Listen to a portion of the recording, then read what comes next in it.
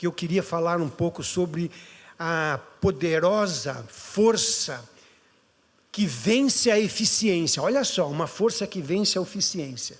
É a força de um coração humilde.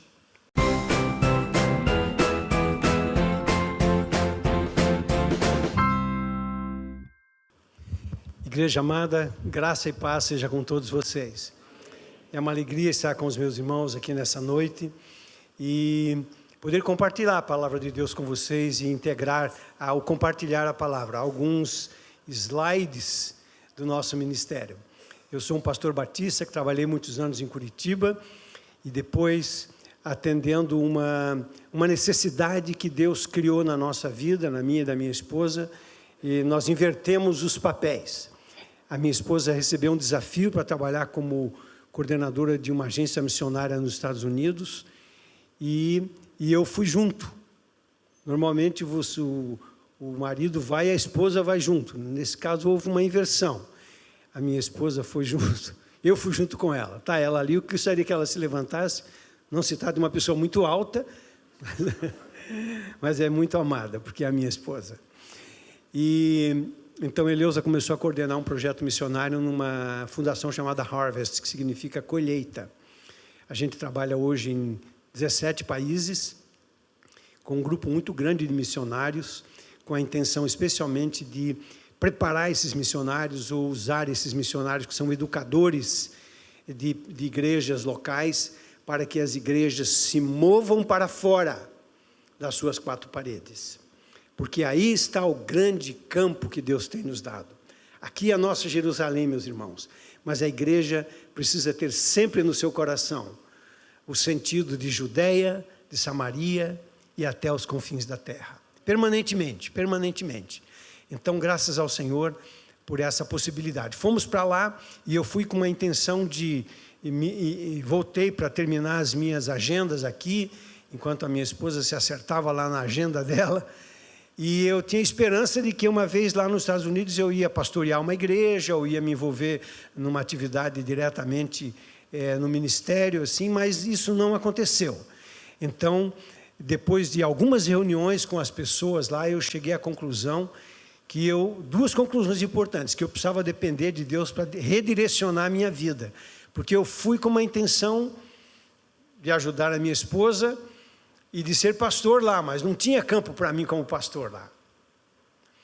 Então eu entendi que o meu ministério ali, e foi o meu ministério por 8 anos, foi apoiar a minha esposa.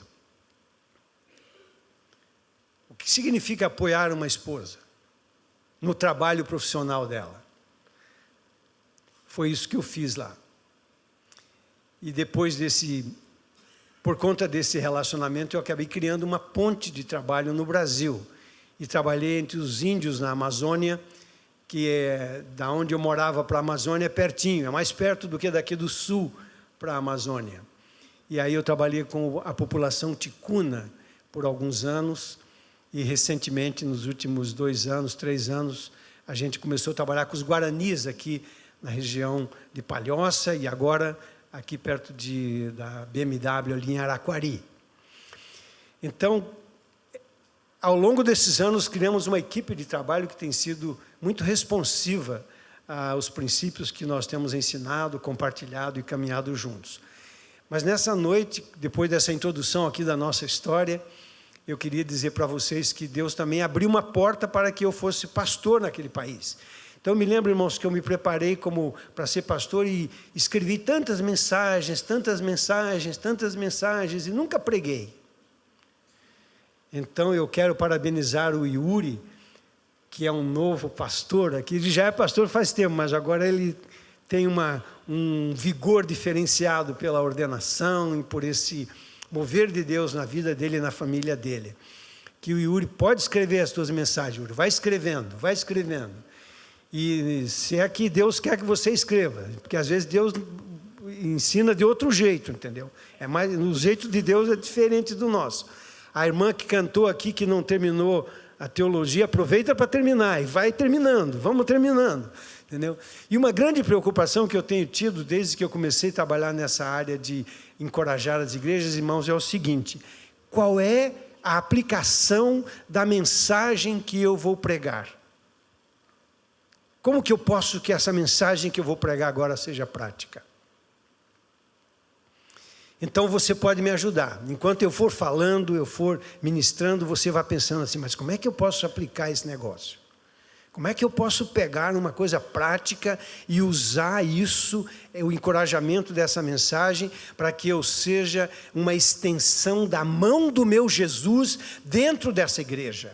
Uma extensão da mão do meu Jesus fora dessa igreja. Uma extensão do coração do meu Jesus, do silêncio do meu Jesus, da voz do meu Jesus, da cruz do meu Jesus, da ressurreição do meu Jesus, aonde eu estou trabalhando, onde eu vivo. Como é que eu posso isso? Pense nisso.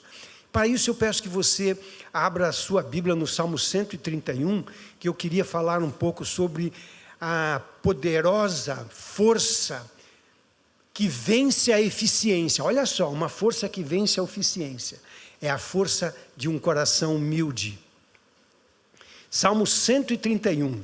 Esse é um salmo de Davi, esse Davi campesino, Davi que depois desenvolveu sua habilidade musical, sua habilidade de construir instrumentos, sua habilidade de guerreiro, sua habilidade de gestor, de administrador.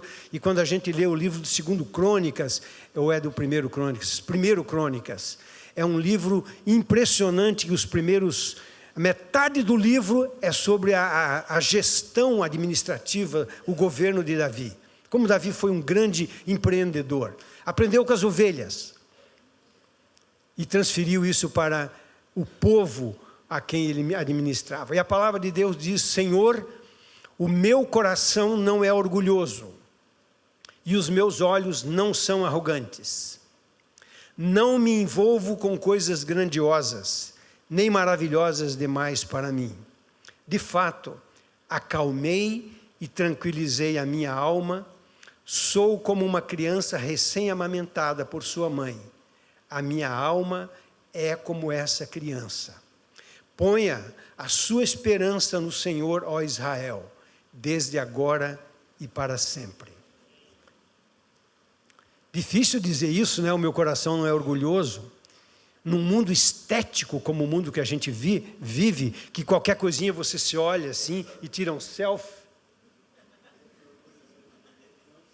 O selfie é a própria expressão do meu orgulho, com todo respeito a todos nós que tiramos selfie, entendeu? Não é? O selfie é assim, eu me tiro aqui. E às vezes eu vejo as pessoas na praia assim. Aquele mar maravilhoso que Deus fez, entendeu? E a pessoa também, a obra mais preciosa da criação é ela. Não é? Feita a imagem e a semelhança de Deus. A gente tem bons motivos para tirar selfie, gente. A gente foi feita a imagem e a semelhança de Deus. Mas tem um perigo nisso tudo. Vamos esquecer os perigos. Bom, o Salmo 131 é o 13º Salmo de uma coleção de 15, que, na verdade, formam uma escadaria, cujos degraus descrevem etapas de experiências importantes na vida do israelita e também do cristão. Porque 3 vezes ao ano o israelita ia a Jerusalém para as festas. E durante essas festas ele subia esses 15 degraus cantando esses salmos. O 13º é esse que eu acabei de ler. Eles renovavam nesta caminhada suas esperanças e memórias durante a escalada, por exemplo, da festa da Páscoa. E certamente Jesus, quando criança, quando jovem, quando adulto, fez essa peregrinação 3 vezes por ano para Jerusalém, para cantar esse Shirei Hameló, que são os cânticos de ascensão que eles cantavam. Eles renovavam seu compromisso com Deus como povo da aliança durante a festa do Pentecostes.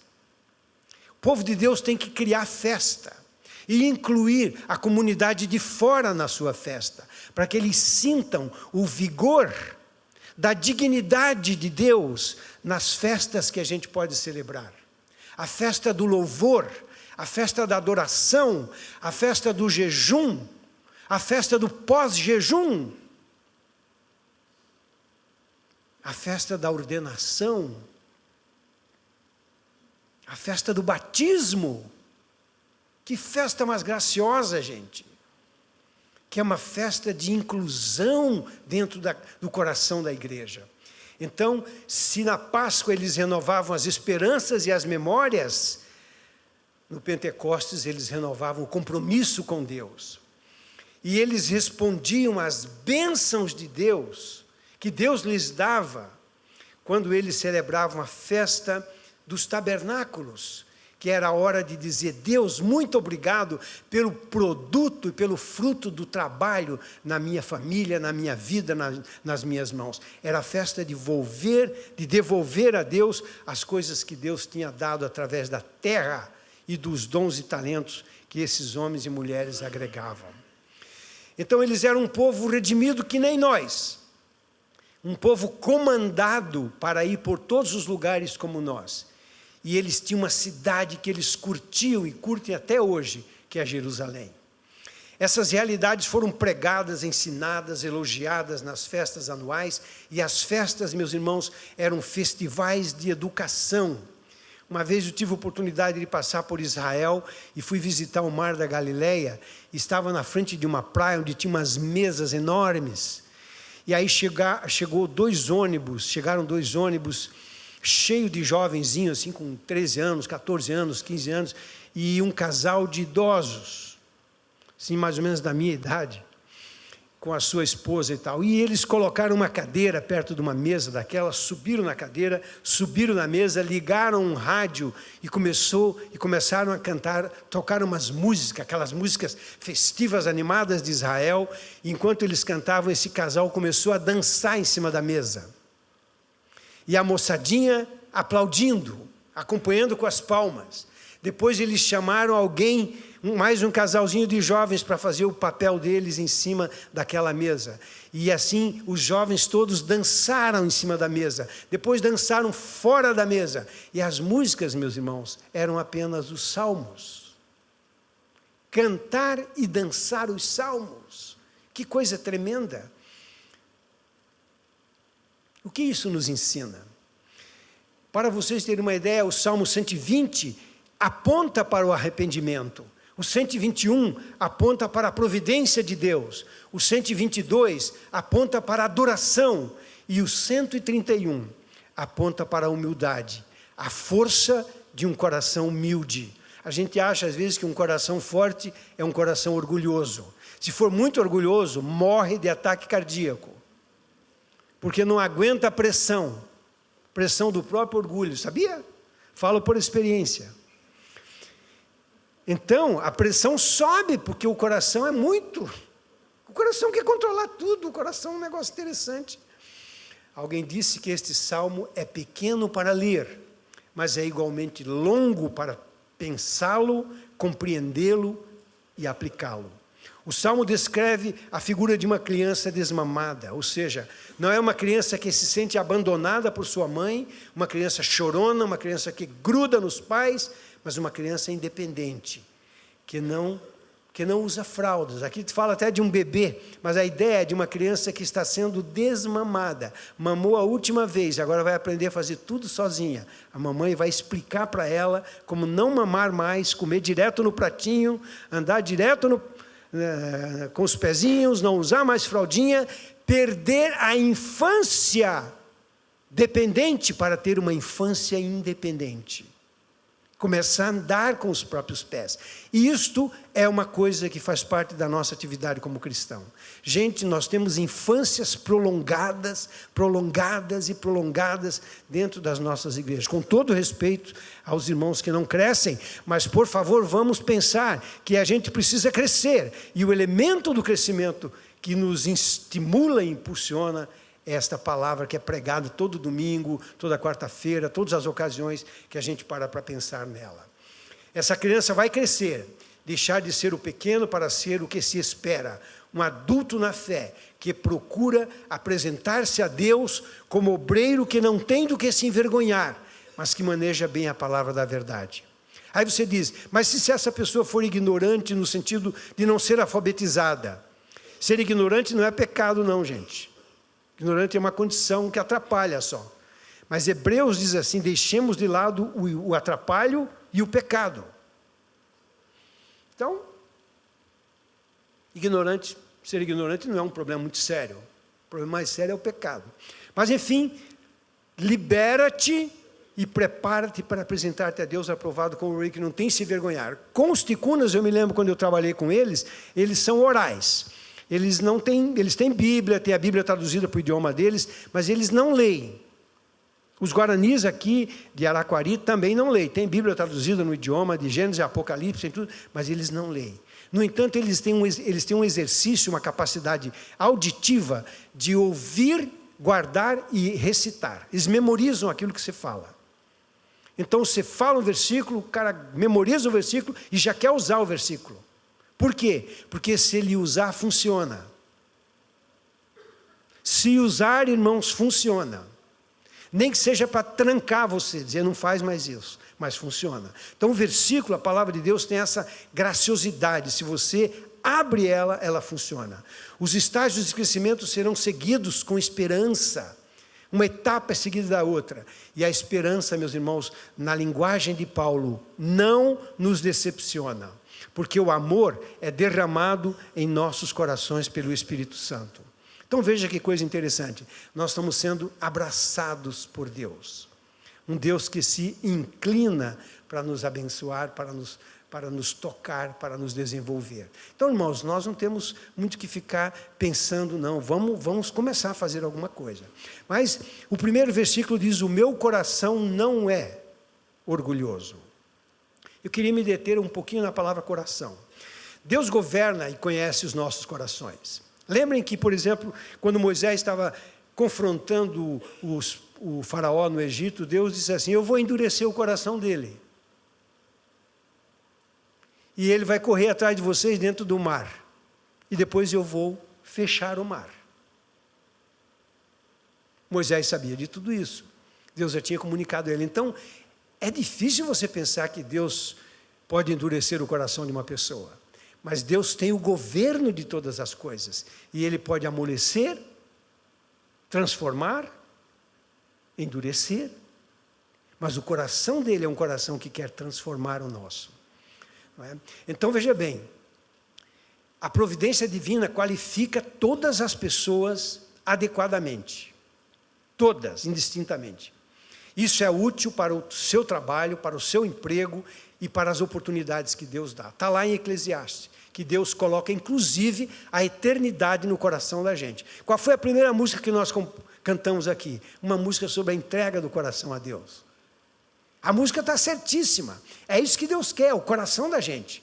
Porque na providência dele, Ele sabe que você é qualificado pelo teu coração. Deus controla as paixões mais ingovernáveis e as torna subordinadas, porque Ele é Senhor. Daniel é uma pessoa que experimenta isso.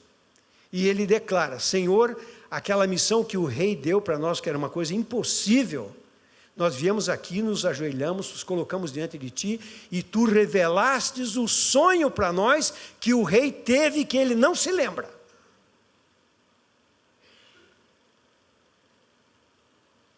É como se Daniel tivesse usado uma nuvem para transferir um arquivo que estava no coração esquecido do rei para um coração cheio de memória que Deus estava despertando nele. Bem isso.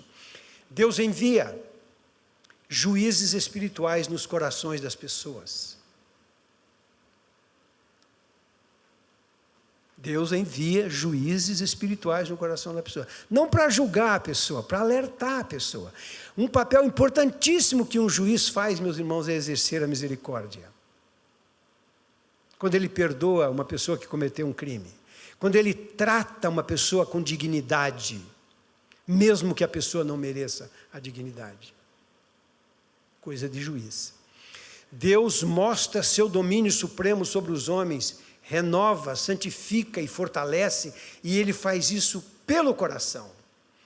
Deus restabelece e restaura a ordem dos afetos dentro da gente, ordena a vida interior da gente e a vida exterior da gente pelo coração.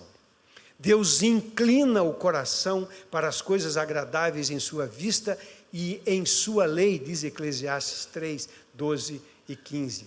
Por quê? Porque Ele promete para nós um coração novo. Lá em Ezequiel 36, 26, diz que Ele vai nos dar um coração novo. É como se Deus pegasse esse coração que nós temos e transformasse ele num diamante precioso. E que essas facezinhas desse diamante que está por lapidar, Ele vai transformando e vai colocando nesse coração as suas qualidades. E a gente tem que testar, gente, as qualidades de Deus na gente, sabia? Diga para você mesmo uma hora no espelho assim: Senhor, chega no espelho e diga: eu quero ser misericordioso hoje. Senhor, eu quero ser paciente hoje. E aí você vai ser tentado a não ser. E você tem que administrar a tentação e dizer: não, eu vou ser misericordioso. Eu ia ser 100%, mas você só 1%. Já é alguma coisa, irmãos. 1% já ajuda. 1% cedia o lugar no ônibus para alguém. Ah, Senhor.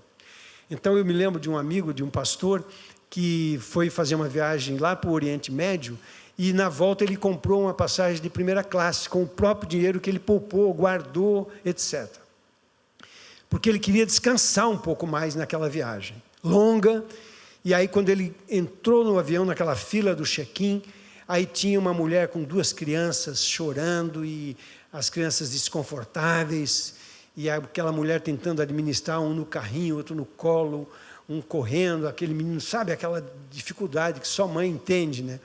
E aquele pastor ficou administrando tudo isso, aí ele começou a ter um medo no coração, disse ali: meu Deus, só falta agora Jesus me mandar eu dar o meu lugar para essa mulher. E aquele pensamento não saía da cabeça dele, então ele entendeu que Jesus estava querendo que ele desse lugar para a mulher dele, para aquela mulher. Aí ele falou: mas Senhor, eu lutei tanto para comprar essa passagem, tem misericórdia, Senhor. E aí, atrás dele, antes dele tomar a iniciativa, um senhor disse assim para aquela mulher: senhora, a senhora pode ocupar o meu lugar, que é mais espaçoso, e pode ajudar você a administrar as suas crianças. Ela disse: não, eles já param, eu vou sentar lá atrás no meu lugar mesmo. E foi para o lugar dela. Aí depois que serviram o jantar, ele foi escovar os dentes e encontrou aquele homem na porta do banheiro ali, esperando para escovar os dentes. Aí ele disse para o homem assim: puxa, achei muito elegante da sua parte o senhor ceder o seu lugar para aquela mulher. Aí o homem disse assim: pastor, isso é o que eu tenho aprendido com as suas mensagens. Ele é pastor de uma igreja de 15 mil membros, então ele não conhece todo mundo. Mas o homem de trás aprendeu um gesto que ele estava lutando para. Aí ele disse: olha, eu queria entrar no banheiro, fechar a porta e só abrir em Phoenix, quando eu chegasse em casa. Sabe? Então, gente, é o seguinte: às vezes a gente pensa que nós somos os misericordiosos, mas Deus se antecipa, colocando outras pessoas que nós nem precisamos fazer aquilo que a gente ia fazer. Você ia dar alguma coisa e de repente alguém se antecipa e dá uma coisa maior. Mas, ai, que bom. Não, gente, guarda, porque vai ter uma chance. O Senhor administra todas essas coisas. Então, Ele promete esse coração novo e misericordiosamente Ele remove todos os obstáculos que querem obstruir a sua poderosa operação de graça em nosso favor. O coração de pedra que Deus graciosamente promete revolver é notável. Gente, o coração de pedra, ele é insensível. Ele reclama. Ele aumenta o sofrimento. Ele é vítima das circunstâncias. Ele não vê saída. Ele só vê o fim, só vê o problema. Mas o Senhor muda esse coração. Você vê o coração como um caminho de mudança na perspectiva de Deus. O insensível coração pode ganhar a marca de um coração adorador, aquele que foi falado aqui, que Deus busca adoradores que o adoram em espírito e em verdade. O coração também tem uma característica de ser obstinado. personalizado. Os corações de todos os homens são naturalmente possuídos por uma má qualidade, que é grandemente aumentada por hábitos pecaminosos, que quando eles agradam, a gente faz com que Deus fique de lado e a gente mesmo administra juridicamente todas as coisas que fazem parte da nossa existência. Deus não se meta comigo. Deixa que eu conheça o meu coração. Essa era a situação de Faraó, mais uma vez. Mas, ao mudar esse coração, surge um coração humilde, um coração capaz de orar e interceder. Uma outra qualidade desse coração duro é que ele é inflexível. O coração de pedra não se inclina facilmente para cumprir os propósitos misericordiosos de Deus, que Deus tem em vista e quer executar urgentemente na nossa vida. Meus irmãos, Deus tem pressa. Ele quer fazer a obra dele, e a gente não pode ficar esperando, mas quando eu terminar, quando eu não sei o quê, não tem essa história. Se disponha. Ele não está persuadido a aceitar as misericórdias, nosso coração não está persuadido a aceitar as misericórdias de Deus. Naturalmente eu não quero isso, não quero concessão, não quero obedecer. Mas Deus muda esse coração porque Ele sabe quebrantar o coração. E o Salmo 51 diz que a um coração quebrantado e alegre, Deus recompensa. Olha que coisa tremenda. Ora, esse coração também, ele é um coração resistente. O coração de pedra resiste fortemente aos instrumentos usados para suavizá-lo e torná-lo macio. Não quero. Sabe uma criança birrenta? Não quero, não quero. É assim o coração dela. Os desígnios misericordiosos da providência são contrariados por esse coração duro. Até mesmo as convicções e os impulsos do Espírito Santo são resistidos. Mas Deus trabalha. E Ele trabalha através da gente para mudar o coração do outro. Então a gente ora pelo outro, intercede pelo outro, ensina o outro, ajuda o outro, apoia o outro, cura 10 leprosos, volta só um. Eles foram curados da lepra, mas o coração continuava duro, gente. Mas um foi sensibilizado pela cura e voltou para dizer: Senhor, continua, Senhor, porque meu coração agora quer te agradecer, quer te exaltar. Então, meus irmãos, o coração, na linguagem bíblica, é o núcleo da nossa existência. O nosso ser se centraliza no coração. Assim, a vontade e o espírito, como notamos, trabalham em conjunto com o coração. É todo um sistema humano. O coração é o centro da nossa existência. Você pode comparar o coração à sua própria vontade. A mente pensa, mas é a vontade que leva você para fazer as coisas. Está aí o coração agindo. Um cidadão chamado Bailey escreve alguma coisa sobre o coração e sobre a humildade, esse item 2 aqui do versículo 2, que diz: acalmei e tranquilizei o meu coração como uma criança desmamada para com a sua mãe. Aqui ele está mostrando, o Bailey diz que a humildade é o lado observador da confiança em Deus, enquanto o orgulho é o lado observador da autoconfiança. Eu confio só em mim. Esse é o meu lado observador.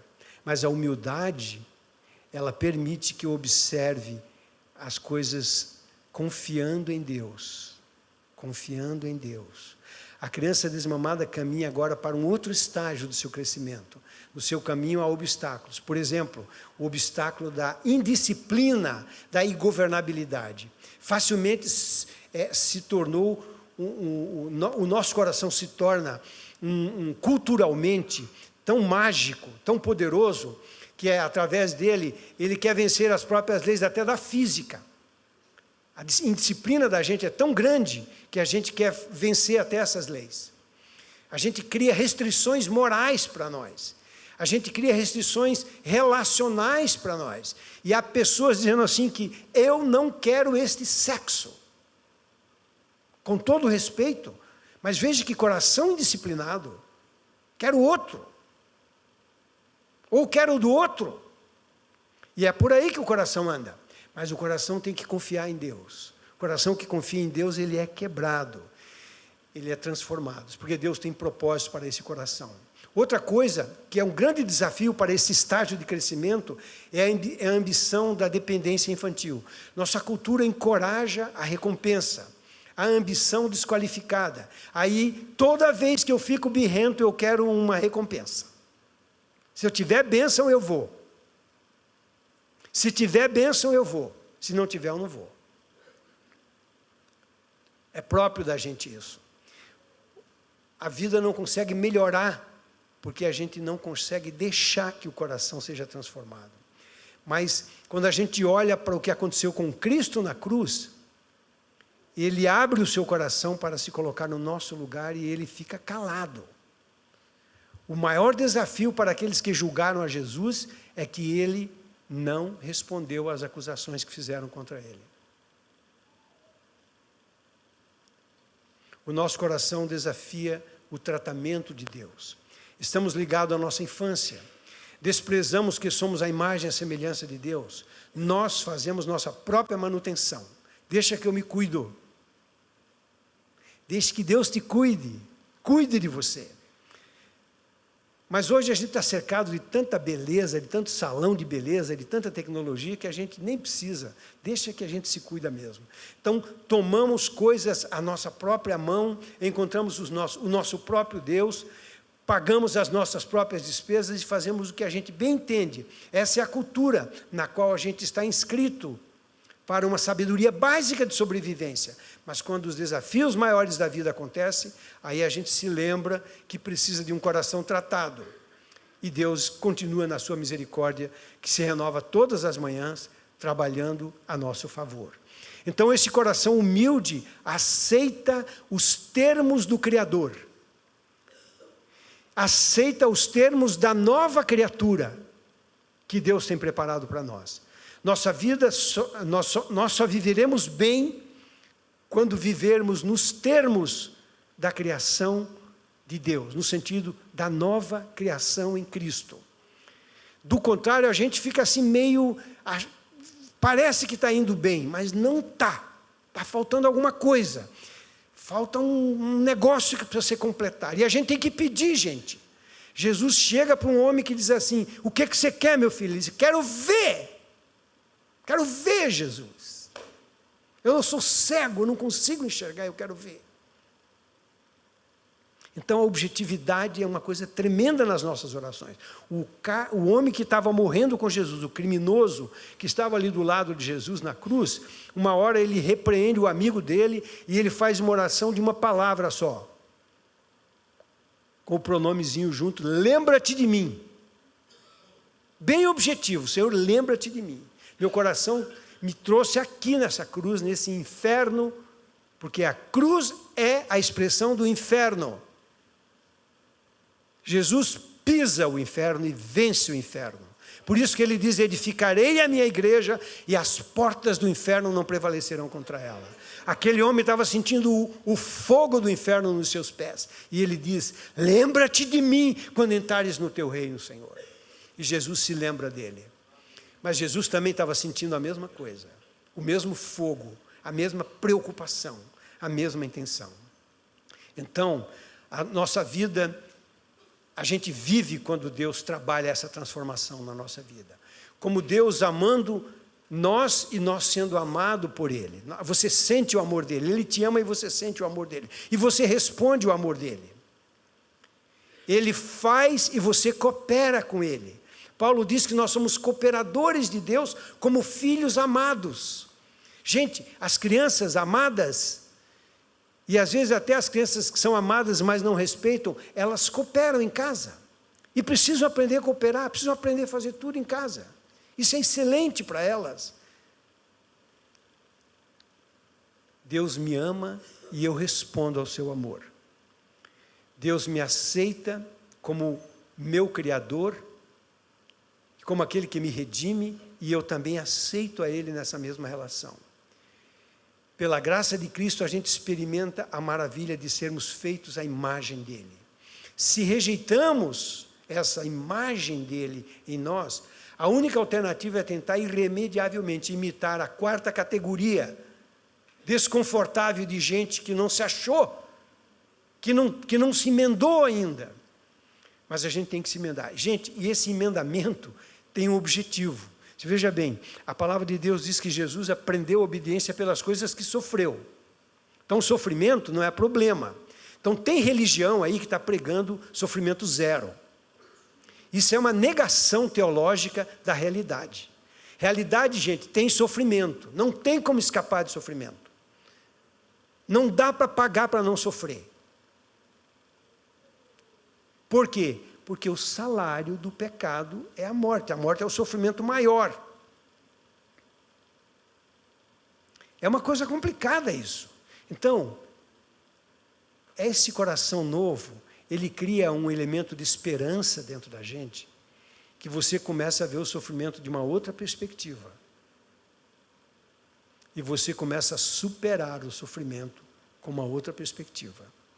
Eu me lembro que eu visitei a casa de uma missionária que trabalhou 10 anos em Guiné-Conakry, na África, e ela tinha voltado para fazer uma cirurgia, porque fazia 6 anos que ela sentia dores permanentes e lacinantes nas pernas.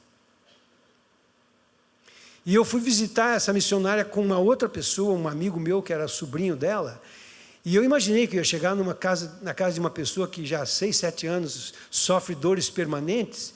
Eu imaginei que eu ia encontrar uma pessoa com uma expressão de sofrimento na cara, assim. Mas não, gente, quando eu entrei na casa, ele disse, olha, eu tenho 2 tias lá, não sei qual que vai me atender. Uma delas é essa que está sofrendo muito e vai fazer a tal da cirurgia, que ela é enfermeira, então ela sabe tudo porque ela sofre. Então o sofrimento dela é maior. E o ser humano é o único ser criado que sofre. Os demais podem sentir dor, podem chorar, mas quem sofre mesmo é o ser humano, porque a gente sofre sem dor. Não está sentindo nada, está sofrendo. Tem criança que chora. Eu me lembro de um amigo meu que a filhinha dele estava chorando e chorava. Ele dizia, mas como sofre essa criatura? Entendeu? O quarto cheio de brinquedos, a barriguinha cheia, tomou banho, tudo certinho. Sofre, sofre. Então o ser humano sofre. Então, gente, não tem essa história de pare de sofrer. Isso é uma mentira, com todo respeito a quem criou isso. Eu não respeito a mentira, mas deixa de lado isso. Então, veja bem, essa missionária veio nos atender, e, gente, quando essa pessoa abriu a porta, deu um abraço no sobrinho dela, e ele disse, eu quero te apresentar meu amigo aqui, e me apresentou. Aí eu fiquei pensando, bom, agora ele vai me apresentar a outra irmã. A mulher que estava sofrendo era aquela. Ela era um pote de alegria. Fiquei pensando, é a senhora que vai fazer a cirurgia? Ela disse, sim, meu filho, vou fazer sim. Ore por mim. Sentindo dores.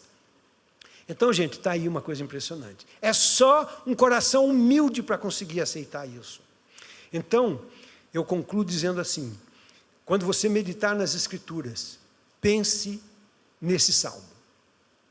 Nós ouvimos sobre o coração, agora estamos ouvindo sobre um tipo de qualidade que o coração transformado tem. Nesse caso, o coração humilde, o coração de um servo. E, gente, o Senhor tem um propósito para nós. A gente não precisa fugir do propósito dele. Ele quer que a gente seja um servo que nem ele foi. Deus escolheu uma profissão para o filho dele, vai ser servo. Eu me lembro de uma amiga que estava lá em São Paulo, ela é uma médica, foi visitar uma igreja, e ela ia falar naquela igreja como médica, porque ela trabalha com... Ela disse, agora eu sou médica de pobres, trabalho com todas as categorias de pessoas com as doenças mais terríveis na classe pobre. Tá bom. Foi lá como missionária, e daí ela disse assim, que quando ela parou o carro, quem abriu a porta do carro dela, o homem que estava ali no estacionamento para manobrar o carro, falou, não, a senhora pode deixar que a gente manobra aqui e tal. Ela abriu, ela olhou para o senhor, e ela disse assim, o senhor é o Dr. Walter. Lembrou bem, boa memória. O Dr. Walter, para ela, é a maior referência em neurologia que ela conhece em São Paulo. Estava o homem lá servindo como o que faz o manobrista. Ela ficou pensando, mas como que esse homem vai ser manobrista se ele é essa pessoa famosa e tal? É o coração, gente. É o coração que faz você sair da sua posição, do seu status, para ser um servo feliz.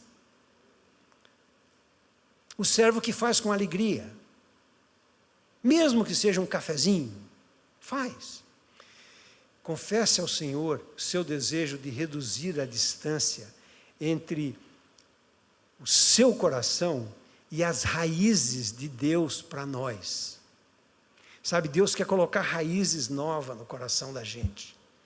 Raízes de alegria, raízes de serviço, raízes de misericórdia, raízes de compaixão. E eu tenho que renovar essa coisa diariamente no meu coração. Senhor, coloca isso não é fantasia, isso não é poesia, isso é real, Senhor. Tem misericórdia.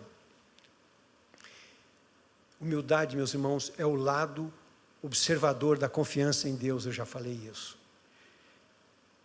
Todos nós, humanos caídos, estamos contaminados pelo orgulho.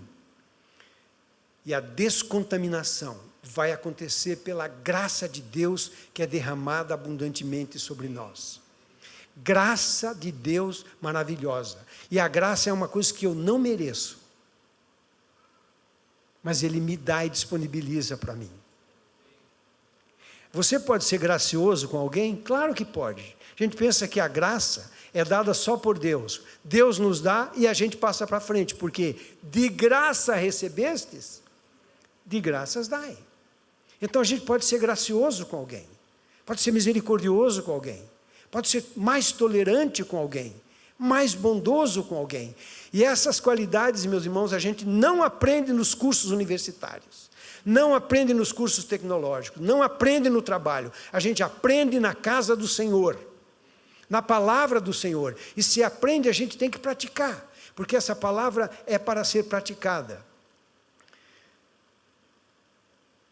Alguém orou assim, por favor, não tire meu orgulho, mas tire-o de mim e coloque, se ele vai sair todo, a tua dignidade. Tira esse negócio. Eu estou com medo que você tire, Jesus, porque a gente tem... Eu digo assim, eu estou orgulhoso do meu filho, estou orgulhoso do meu irmão, sabe? É uma forma de você expressar o seu orgulho, não é? E nos Estados Unidos a gente ouve muito essa expressão, I'm proud about you, I'm proud. Sou orgulhoso, tenho orgulho de você. Não tem problema de você dizer essa frase. Só basta dizer com um coração humilde. Não é? Então, podemos orar, Senhor, eu quero aceitar o coração que Tu tens para mim. Eu quero aceitar o coração desse Deus que é não apenas o Criador, mas também é Redentor.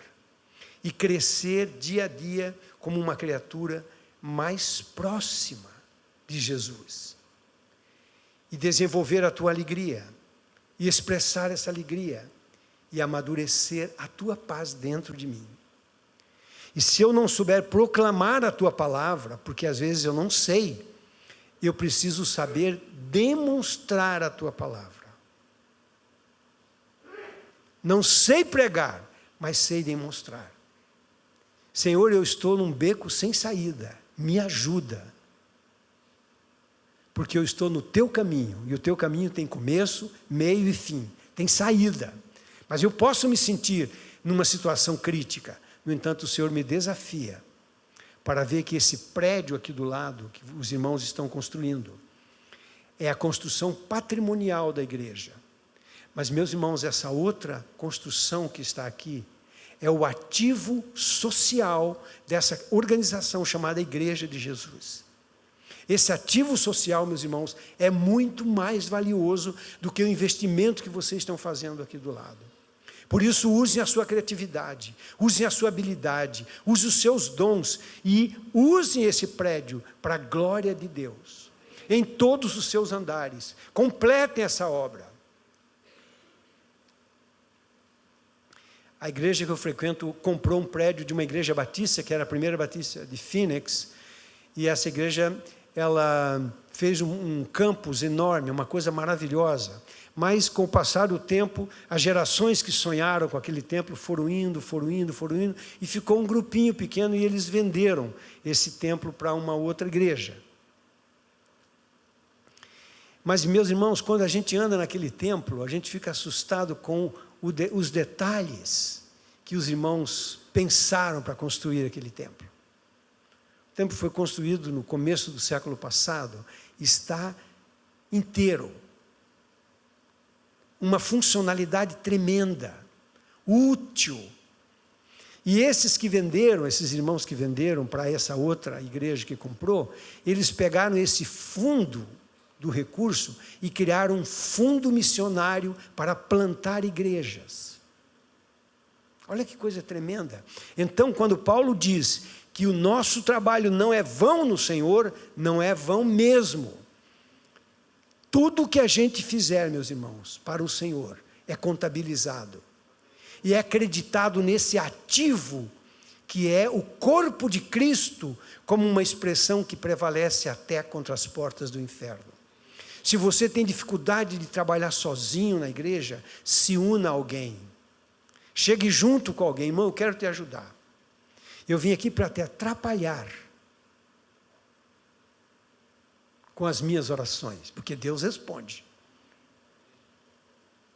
Um jeito cômico até de provocar o outro.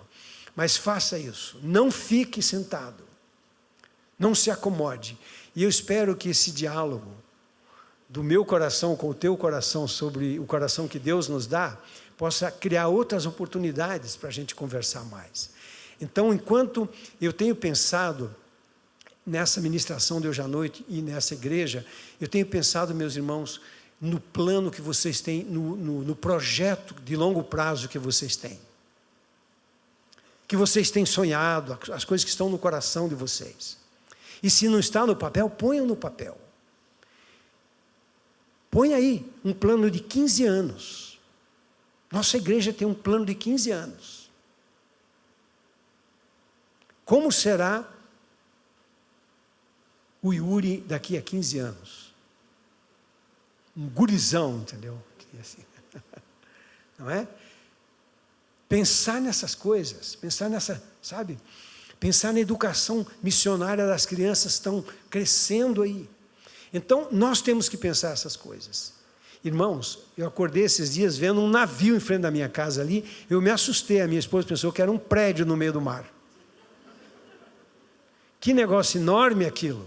Então é o seguinte, o que significa isso? É o empreendimento humano vendo esse espaço comunitário de cidade como um espaço em que o turismo pode ser explorado e a cidade está preparada para receber o turista. Então, os empreendedores humanos estão de olhos nessa cidade. Aqui se constrói 2 torres que provavelmente serão as maiores do Brasil. É empreendimento humano. Então, meus irmãos, a gente precisa ser que nem o povo de Israel. Eles não eram bons na arte da guerra. Eles não eram bons na arte de navegação. Mas eles eram bons na arte da adoração. E não é por acaso que eles escreveram esses salmos, esses hinos, essa literatura maravilhosa, que é o livro mais lido do mundo, que é a Escritura Sagrada, a Bíblia. E essa Bíblia aponta para nós, e nós precisamos apontá-la para fora.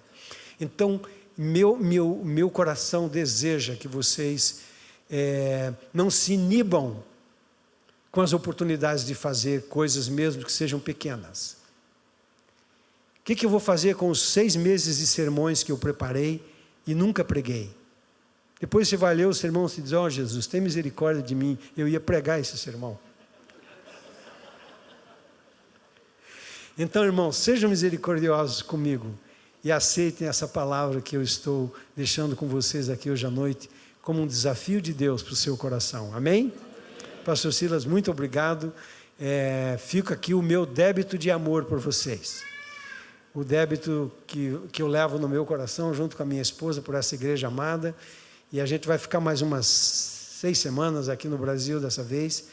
E queremos voltar outras vezes aqui para sentar com vocês, sentar nos bancos, ouvir a palavra e desfrutar da comunhão com Jesus Cristo nas nossas vidas. Muito obrigado, pastor. Muito obrigado, meus irmãos.